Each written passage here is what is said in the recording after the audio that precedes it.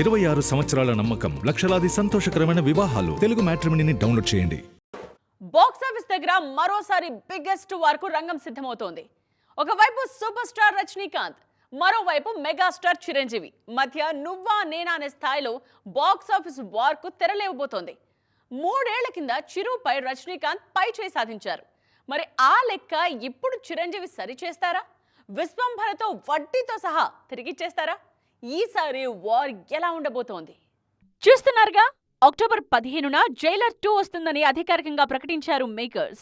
ఆ మరుసటి రోజే అక్టోబర్ 16న చిరంజీవి విశ్వంభర రిలీజ్ కాబోతోంది. సరిగ్గా 3 ఏళ్ల క్రితం ఆగస్ట్ 10న జైలర్, 11న భోలా శంకర్ ఒక్కరోజు గ్యాప్లో వచ్చాయి.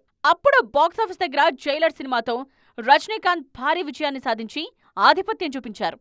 ఈసారి బాక్సాఫీస్ లెక్కలు పూర్తిగా మారే అవకాశం ఉందని మెగా అభిమానులు గట్టి నమ్మకంతోనే ఉన్నారు.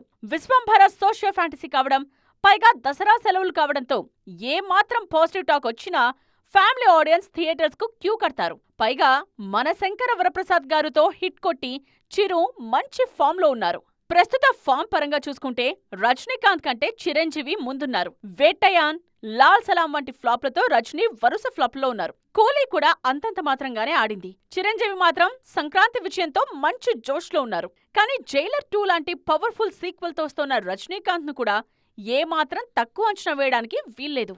ఒకవైపు మెగాస్టార్ ఫ్యాంటసీ మ్యాజిక్, మరోవైపు సూపర్ స్టార్ యాక్షన్ స్వాగ్ ఈసారి బాక్సాఫీస్ ను షేక్ చేయబోతున్నాయి. జైలర్ 2 మళ్లీ సంచలనం సృష్టిస్తుందా, లేక విశ్వంభరతో చిరు తన స్టామినా ఏంటో చూపిస్తారా అనేది ఆసక్తికరంగా మారింది. ఏదేమైనా ఈ ఇద్దరు లెజెండ్స్ మధ్య జరిగే ఈ దసరా సమరం అభిమానులకు పండగ వాతావరణం తీసుకురావడం ఖాయం. 26 సంవత్సరాల నమ్మకం, లక్షలాది సంతోషకరమైన వివాహాలు. తెలుగు మ్యాట్రిమోనీని డౌన్లోడ్ చేయండి.